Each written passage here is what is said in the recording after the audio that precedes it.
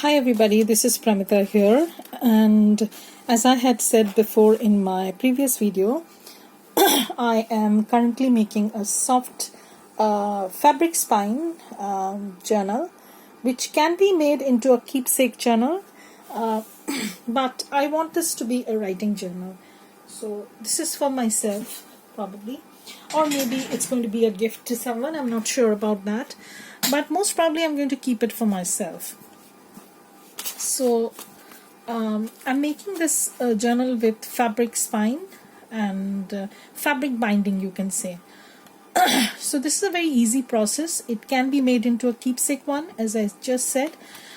So in that case, you don't need to leave any writing space as such on the backs of these papers. So let me tell you the size of this. What I did was I made a template.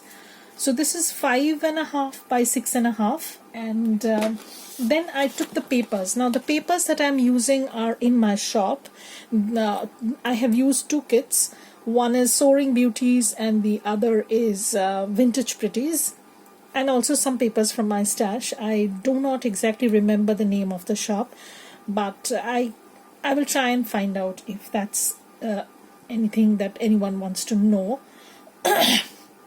So what I did was I just placed the template on the printed sheets, and then I guesstimated, this is the portion I want, or this is the image that I want, and then I drew a line around it. I cut it out. So that's what I did. And if you place your papers correctly, you will get actually two sheets, two portions like this from one single A4 letter size sheet. So you can cut this from here, you can cut it from here, but then in that case you will get the face of the girl cut down. You can place it over here, and then you can get the bird, or you can place it on top, so you'll get the butterfly, but you will not get the bird. So you'll have a little bit of options here and there. It's totally up to you how you do that. And that is one of the reasons why I have come out with collage sheets like this. They can be used as journal pages. Like if you fold them like this, they can be used as journal pages, or if you want, you can use them as journal cards, journal tags, or you can use them as collage papers itself, like you want to tear sheets, anything you want them to be. Just a minute, let me have a sip of water.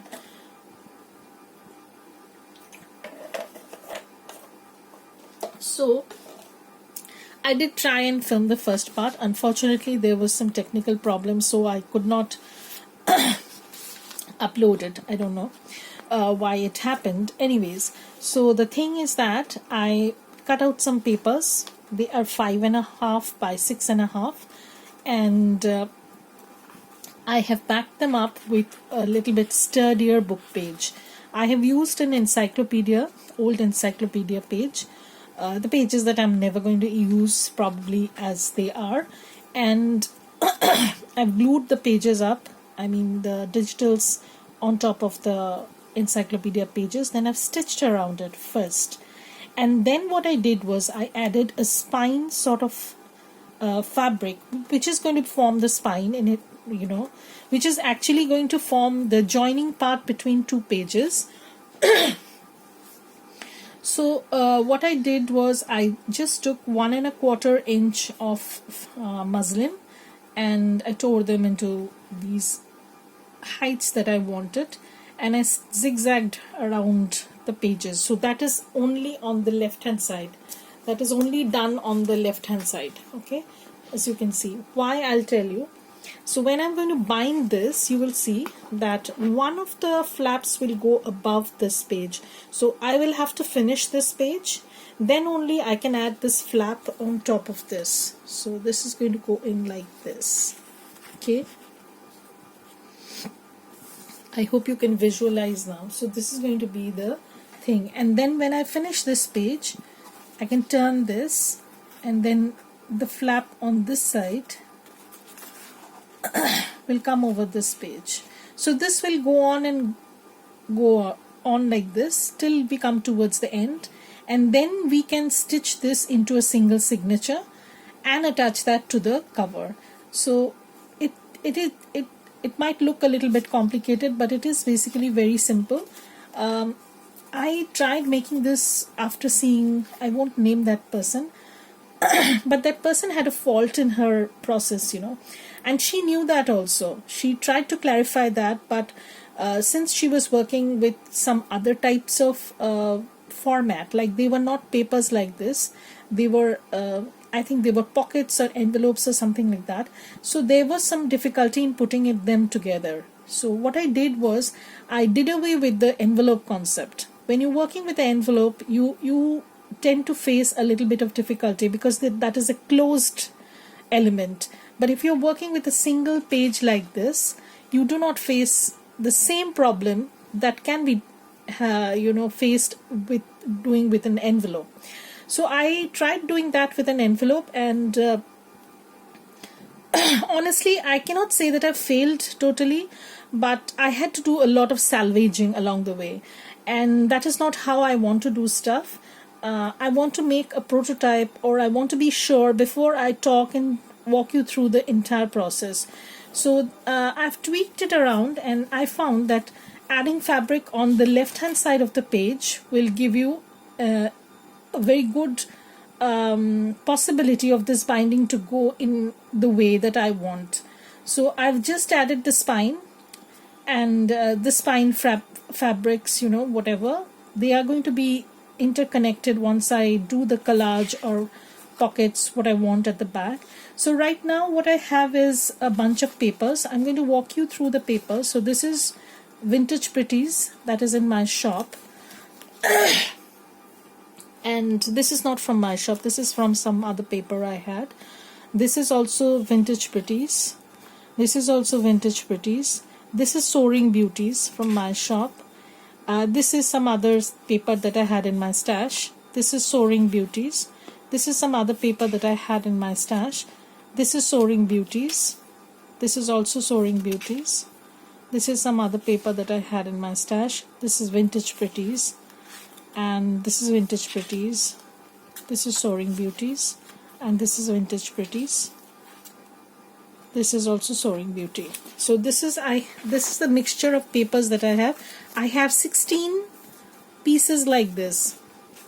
You have to keep them in an even number, because ultimately what will happen is you will have to open them like this.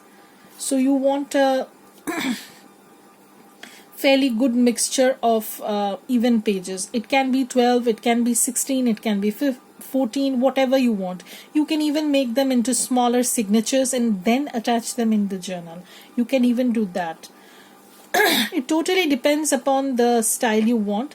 So initially what I'll do is I'll make them in small bunches and see if I can attach that on the spine, or I can easily make them into a single signature and then attach that, because I think that will be easier.